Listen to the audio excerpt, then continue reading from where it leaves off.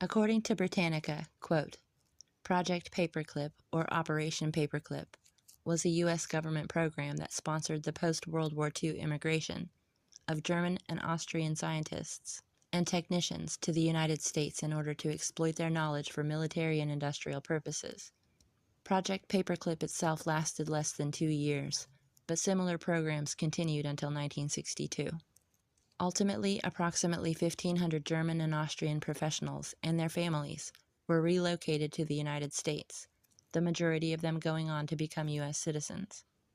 All of these German and Austrian scientists and technicians, regardless of the program into which they were recruited, are commonly said to have been part of Project Paperclip. Project Paperclip was one of many ways in which Allied forces extracted, quote, intellectual reparations, end quote, after the conquest of Germany. Gaining control of the human sources of advanced technical knowledge was a logical Allied priority in the final year of the war, as it became clear that the defeat of Germany was imminent and would predate the defeat of Japan.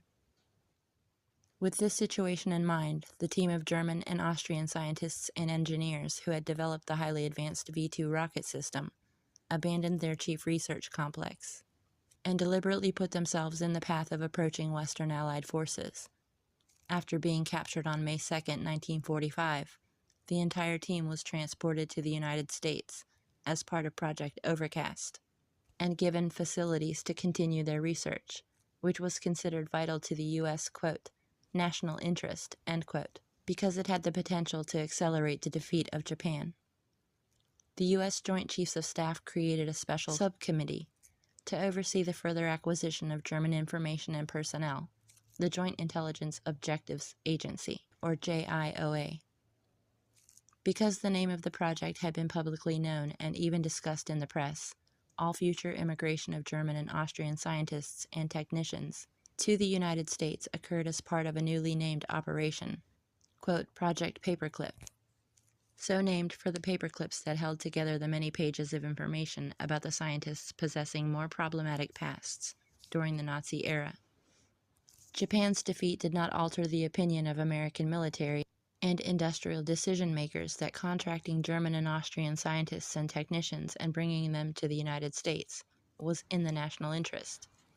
On the contrary, something of a competition developed between the U.S. and other Allied powers. The British, French, and Soviets were all known to be actively recruiting such experts, who they believed would be able to advance their interests in a variety of ways, both militarily and industrially. German and Austrian professionals facing the prospect of uncertain employment in a devastated post-war economy were generally eager to accept such offers. American personnel on the ground reported that, short of putting such experts under guard to keep them in Germany, which actually did happen on occasion, they had no way to prevent other countries from exploiting the experts' knowledge.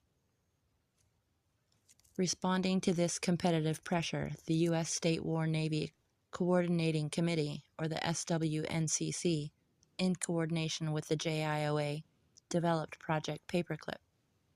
The final version of the project appeared in Directive SWNCC 25722 and was approved by President Harry S. Truman on September 3, 1946. It allowed U.S. military departments to sponsor the immigration of, quote, chosen, rare minds, end quote. Project Paperclip was not given carte blanche. Experts selected by the program had to be screened by the JIOA, and according to official policy, anyone who had been more than a nominal member of the Nazi Party was to be excluded. The ethical and moral concerns of the project were immediately obvious to many within the U.S. government. Some considered these experts to be a national security risk given their change in loyalty. Nevertheless, U.S. policy at the time called for pressure to be put on other countries, particularly those in the Americas, to repatriate Germans who had fled their country. At the same time, denazification policies in the U.S.-occupied sector of Germany set a notably higher bar than Paperclip. Indeed, Samuel Klaus, the U.S. State Department representative in the JIOA, demanded background checks on Paperclip candidates, so thorough that he was widely believed to be deliberately delaying the implementation of the program. When news of the project was released, there were protests from prominent public figures in the United States, including Albert Einstein and Eleanor Roosevelt. Nonetheless, the increasingly urgent sense of competition ultimately led the State Department to back down and issue visas to designees of Project Paperclip. As the Cold War developed, it was increasingly used as the core justification for Project Paperclip.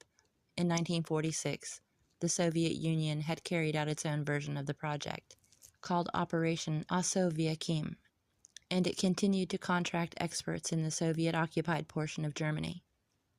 In 1948, Senator Harry F. Byrd of Virginia wrote an article in which he publicly defended Project Paperclip in utilitarian terms, arguing that giving up invaluable knowledge to the Soviet Union because of moral qualms related to the holders of that knowledge would be foolish. Many of those who came to the U.S. through Project Paperclip and related projects achieved great success. The most famous is likely Wernher von Braun, the scientists who had led to the development of the V-2 rocket for Wehrmacht, and who played a prominent role in the U.S. space program.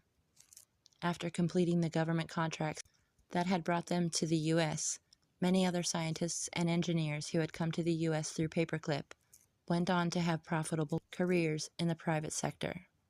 While Project Paperclip scientists and engineers were said to have unwillingly joined the Nazi Party, solely as a condition of securing employment in the Third Reich, the truth proved to be far more complicated. There were numerous instances when the U.S. military staff covered up information about the backgrounds of former Nazis who the Americans had determined would be national security assets. To achieve scientific success in the Third Reich, it had often been necessary to demonstrate loyalty to the regime and to develop close relationships with Adolf Hitler's inner circle. Moreover, weapons factories and labs that had conducted experiments in Nazi Germany had employed slave labor. While experts recruited through Project Paperclip often said that they had been ignorant of the breadth and criminality of the slave labor and concentration camp system, their claims were questioned by later analysts. Some infamous cases came to light in which Nazi experts who had acted as persecutors had been granted residency in the United States or had been allowed to enter the country through Paperclip. One of the most notable examples was Otto Ambros, a German chemist and a convicted war criminal, who had at least twice been granted visa waivers to visit the United States. Investigative journalism in the 1970s led to a series of hearings on Project Paperclip in the U.S. House of Representatives, which concluded that American military leaders had made morally bankrupt decisions on the ground of national security. Partially as a result of the hearings, in 1979, the Justice Department opened the Office of Special Investigations, or the OSI. Its mission was to find and bring to justice any Nazi war criminals who were living in the United States. While the OSI did not bring to trial any of the scientists or engineers involved in Project Paperclip, its investigations did lead to a deal under which Arthur Rudolph, who had been a National Aeronautics and Space Administration executive and a close collaborator of Braun's, left the U.S. permanently and surrendered his American citizenship to avoid prosecution. The legacy of Project Paperclip remains the subject of debate and investigation to this day. The moral and ethical questions it has raised about complicity, accountability, and necessity are difficult to answer. Did the V-2 development team's awareness that their rockets were being built through slave labor make them fully complicit in war crimes? Records indicate that Braun himself went to Buchenwald concentration camp to recruit skilled prisoners to work on his rockets. Apparently, however, he treated such prisoners respectfully. For his part, Rudolph maintained his innocence of war crimes until his death, insisting that he had advocated for improvements in prisoners' living and working conditions, and had even helped them get increased rations. The breadth and depth of these men's knowledge of and participation in the systemic war crimes being committed around them is difficult to gauge objectively, but the fact of their knowledge and participation is inarguable. And I want to just say, you are special in every way. God bless you, and God bless America. Thank you very much.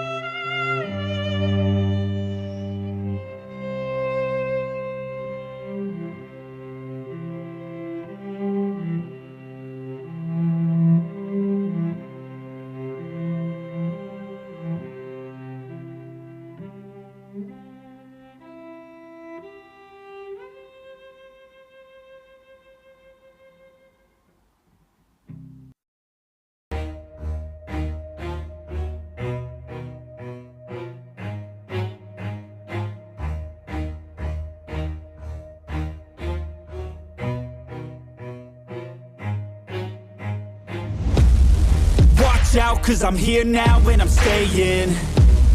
Claws out, this the fight that I've been craving. I know there's something inside of me, but it's been masked by fear and anxiety. But no more, I'ma break out of the chains. Let's defiantly. Go! I'm waking up, this ain't enough. All of my dreams were starting to rust, but I believe that I can adjust. Positive thoughts, I'm starting to trust. Nothing's deserved unless you work. Something of worth requires an urge. I have been hurt by those at their worst, but that gave me will, some power, a surge. And they know that I won't surrender, so they fear me as a contender. When I fight, they always remember, yeah. I will be known, I won't let go. I will not stop, I will be great. I will be known, I won't let go. I will not stop, I will be great. 'Cause we came here to conquer, fighting like we're monsters. We can last much longer, 'cause we do this for honor. We came here to conquer, fighting like we're monsters. And we can last much longer, 'cause we do this for honor. I am a hunter, I've been filled with demons and hunger. I am the thunder, I command the masses in numbers. Look at the fear in their eyes, this is what happens when you are surprised. It's time to meet your demise, just call me Zeus and look to the sky. Everything's amplified, no they cannot deny. I will be rectified, if you dissect me, find scars that you left behind. Injuries that define me to my core, they'll hear me roar like never before. The pain I absorbed, it's feeding my core. I'm hard to ignore, I'll beat down your door. If you wanted war, well then you got war. And they know that I won't surrender, so they fear me as a contender. When I fight, they always remember, yeah. I will be